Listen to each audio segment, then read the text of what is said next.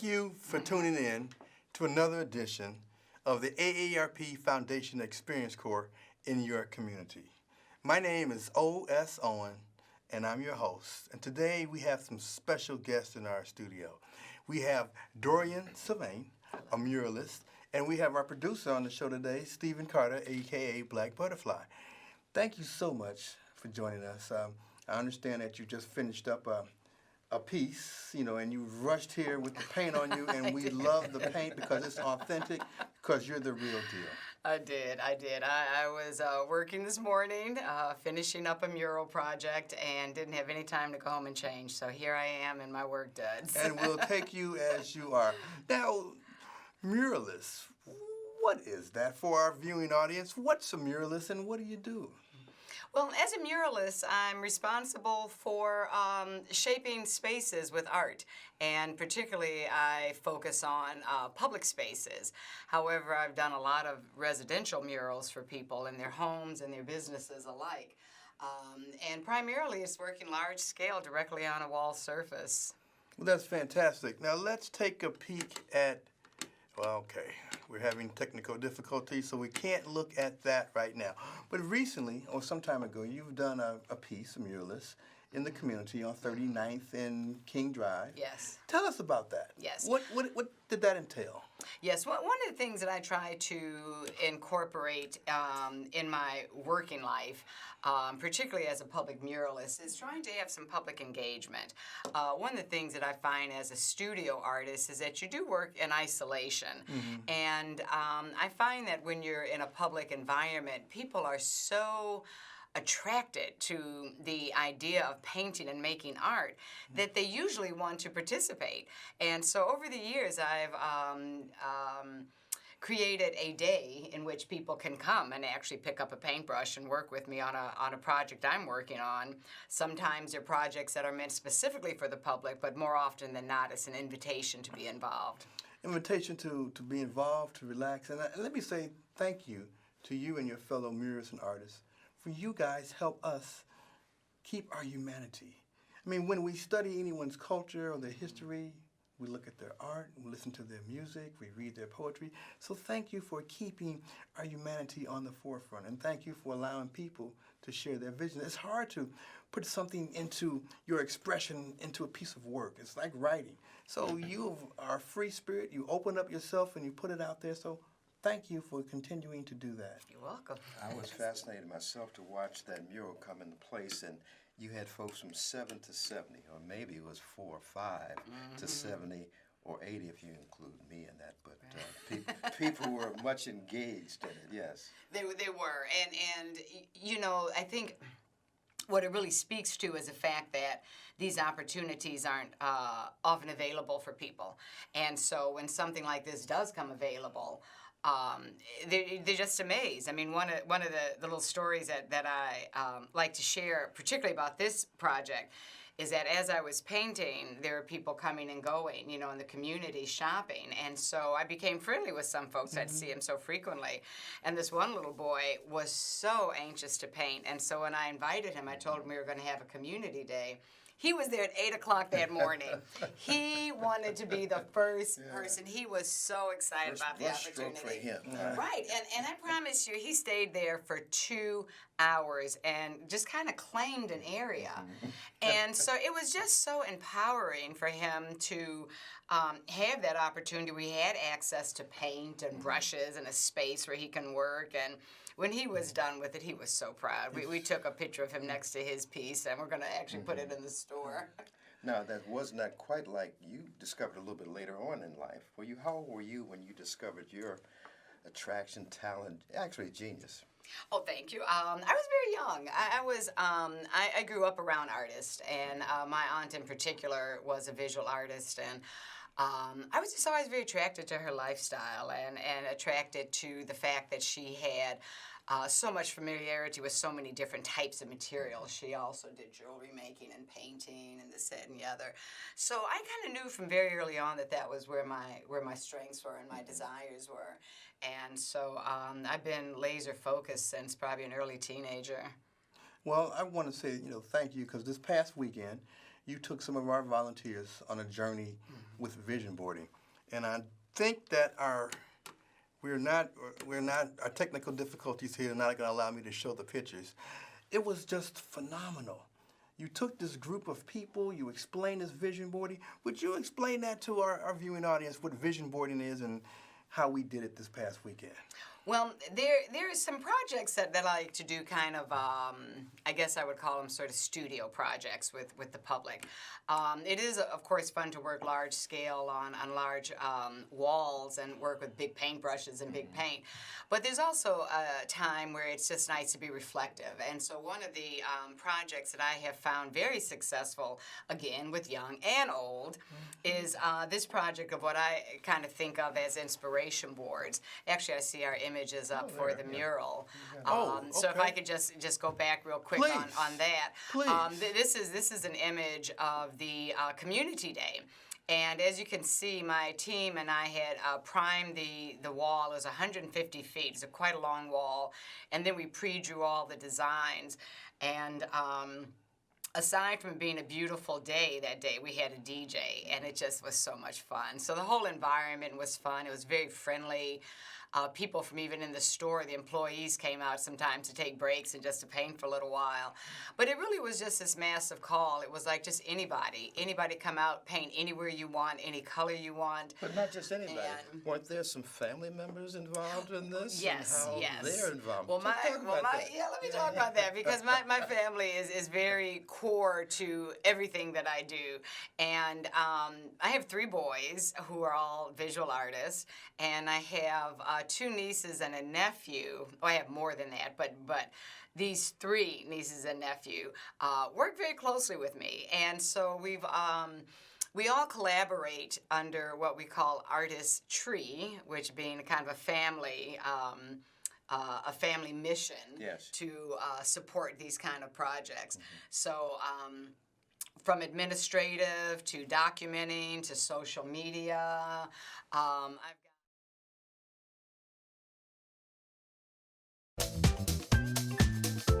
forward what we're trying to do collectively. Back to the idea of these vision boards is that one of the things that I also find as an educator is that technology, of course, as we all know, has become a problem, with all generations. Yes. And I have a philosophy, kind of an old school philosophy. I just really feel like children and adults alike just need to be reintroduced to paper, to paper, scissors, glue, just real old fashioned, what I call old fashioned blended materials, right? Now, I mean, up on the board there. Right. Walk us through that real quick. Right, so this is the end product. What it is that, we can actually do this project, and we've done it collectively, where we work on one large piece, which was that opening photo you saw. And then these photos that you're looking at are individual pieces.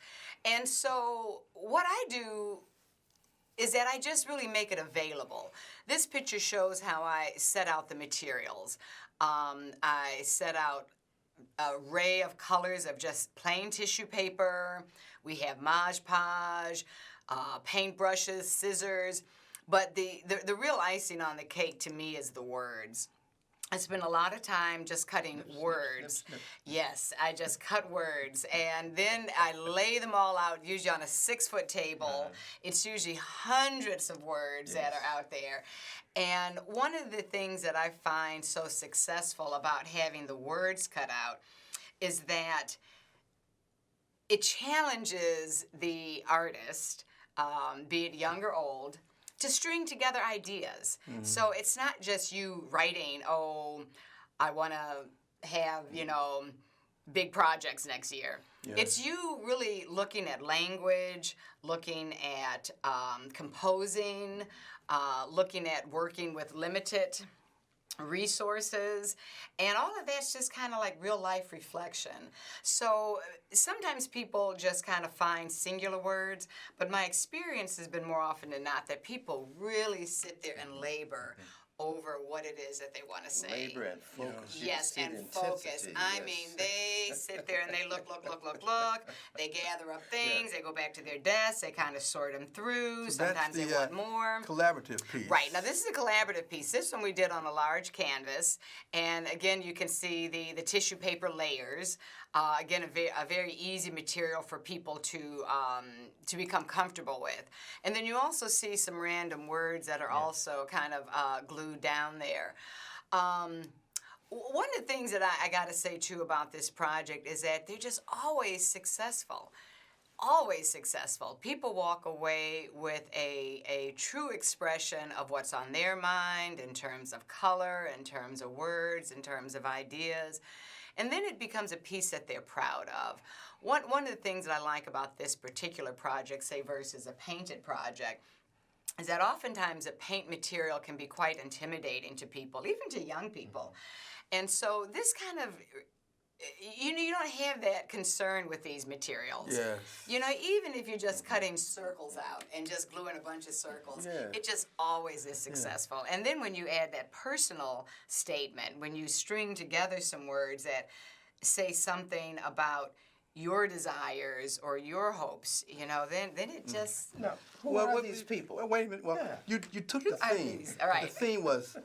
The theme was Perfect Vision Perfect 2020. Vision 2020. And I had no idea, and our volunteers and collaborators just loved it. Yeah. But they said it gave them an opportunity to put what they were thinking on paper. On paper. And for That's adults to right. be cutting and gluing and the laughter and the smiles there, that was just fantastic. Will you please talk about the volunteers and how... Well, these we're getting volunteers- there. You're going to get there. Well, no, Okay. tell you what, you get us there. No, then. no. No, you get us there. I insist. I'm one of the volunteers. I tutor second graders at Miles Davis Academy, and it's been a great experience for me personally and fulfillment that I have these second graders 3 times a day for a couple days a week, and they learn how to read and enjoy reading because they're going to be the best readers in the entire history of Miles Davis Academy. That's the mantra I teach them.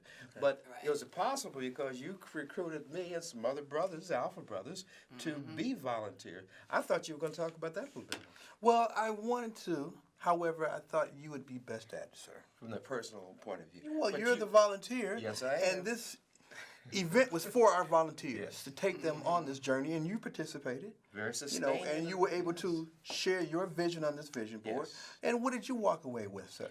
I walked away with a theme and a feeling of comfort in doing some art and letting it come out of me. You pulled that out of us. You told us you cut up all those pieces. Then I found myself going back and finding some more cut-ins, snipping some more myself to make it more particular. And it graces my office right now, the piece I finished. It wasn't on camera, but I thought it was a good piece. Yes, quite a few students end up framing these pieces because they become pieces that not only do they spend an afternoon composing, but again, it's something personal. Down to from the colors they choose to the imagery to the language. So it's something they walk away feeling very proud about.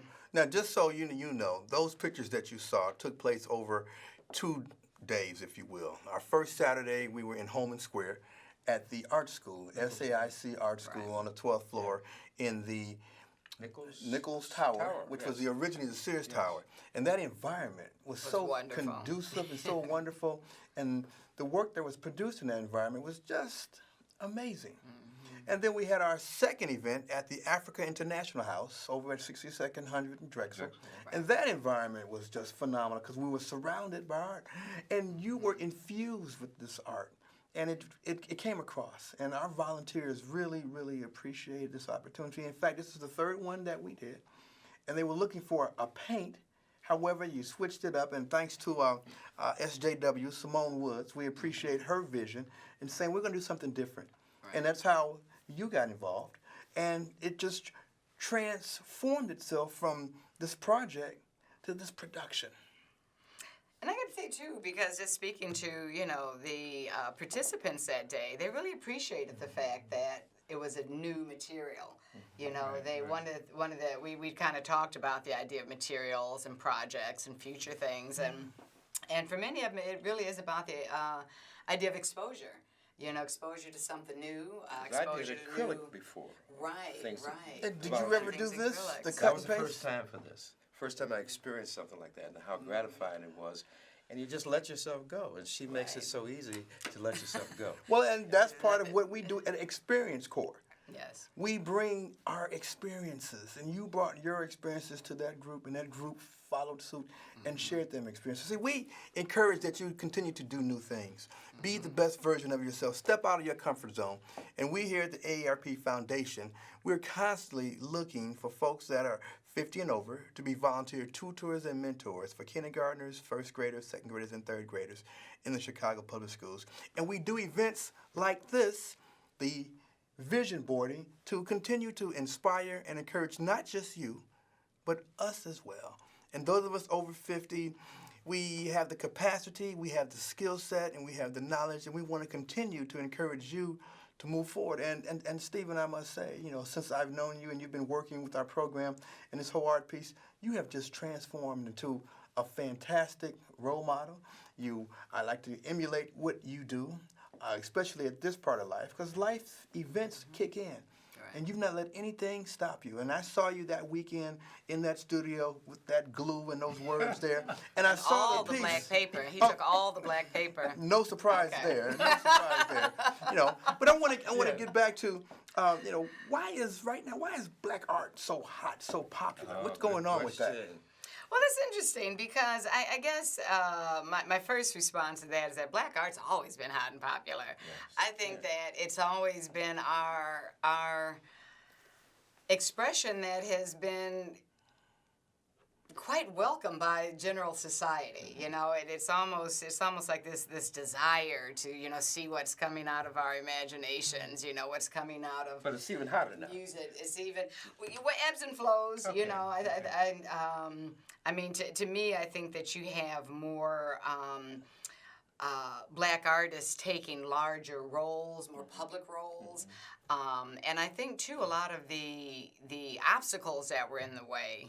We were just celebrating one of our first black industrial designers who recently passed here in Chicago. And when he was coming up in the 40s, 50s, there was no such space. thing. There was no space for him. Yeah. So now, the landscape is very different. I think that a lot of young artists particularly are really finding, are becoming empowered to move forward and to make bolder expressions. And so I think people are paying a little bit more attention. Maybe the voices are louder. Well, Maybe let me that's ask you what this it is. now. We say black art. Is it black art because of the subject matter? Or is it black art because of the artist? Well, What it defines does depend black art? on what your context is, because sometimes people qualify black art as having to have black subjects, as having to be even black people. Right, There right. used to even be a debate about abstract Abstract art, versus because figurative, if it's not visible that there's a black subject in it, does Gotta that have make a it black broad art? nose and big lips. So right, and so people do continue to debate that, but to me, at the end of the day, if a black person made this black art, to me that's what qualifies it. Yeah. And the two of you are both in the art world. So just for my benefit as well as some of our viewing audience, the African diaspora, and we talk about art. Briefly, give us a little bit about that and the role that you play and that we play collectively. Let me just say one quick thing. She's been a curator. She's curated some art shows that I've put together. And what she does as a curator, why don't you talk about that, both the selection process, what goes into mounting, and selecting what you do Well, for. Okay. Yeah, Be 'cause mindful of our time. Yeah, That's- quickly, I would have to say that the curation is very underrated, in the sense that it's important to have the artist and the expression of the work, have paintings or, different creations that artists make, but how you display it is also very important. And so as a curator, I'm always looking at the aesthetic presentation, how do we give this piece of art the best presentation? And so it's not just about hanging things, straight or correctly, but it's about creating an environment.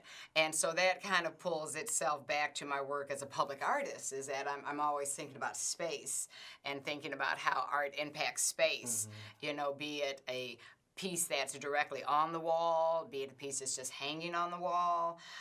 So it's always about And trying how to pull people those. engage And, that and art. right, Okay, exactly. yeah. Yeah, in the context of trying to make it more impactful.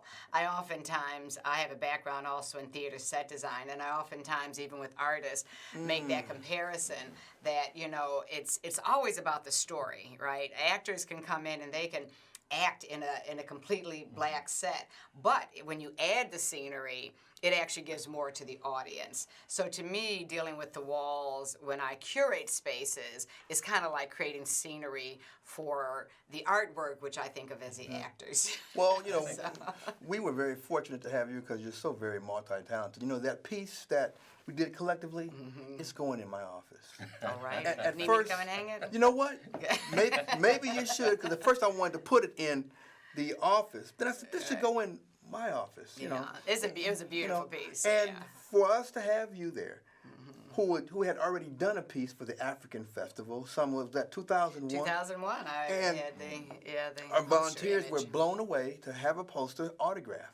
And the mere fact to be in that space, the African International House, was just simply an amazing event. And our volunteers walked away with a whole new philosophy, a whole new idea, and they were recharged with this 2020 perfect vision.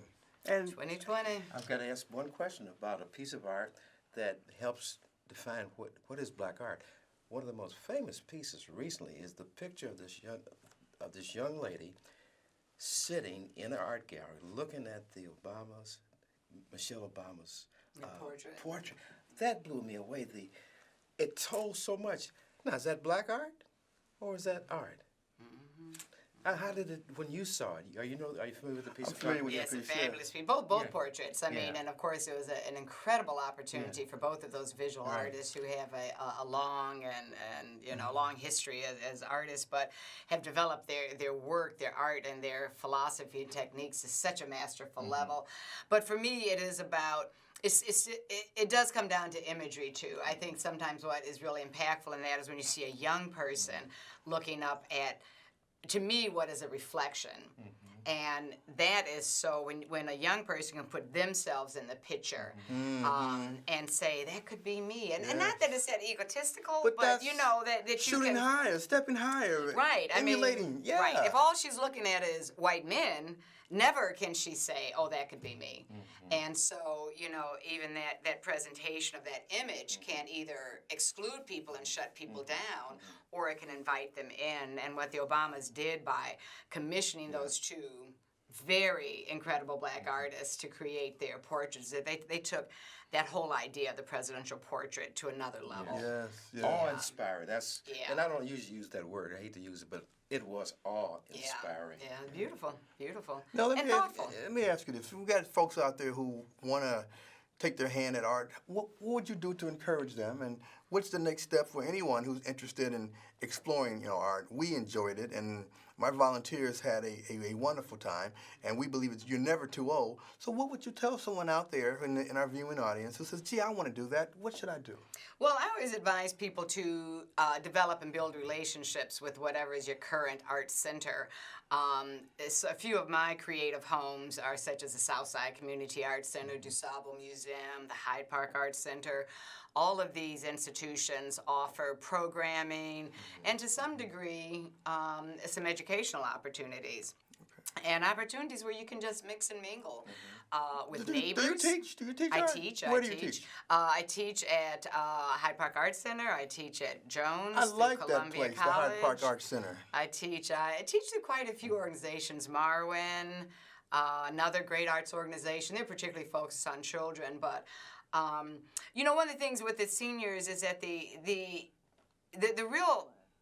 real crux of it is about socializing. The real crux of it is about getting together. And to get together and make art and to feel accomplished when you walk away from something, it just makes it a much broader experience. It's not people just sitting around chit-chatting or even gossiping. It's people really making stuff and encouraging each other, Yes. Well, I want to thank you all for being here today, and thank our viewing audience for tuning in to another edition of AARP Foundation Experience Corps in your community. Until the next time, go out and do some art. That's right. Thumbs up Thank on you. that. Thumbs up.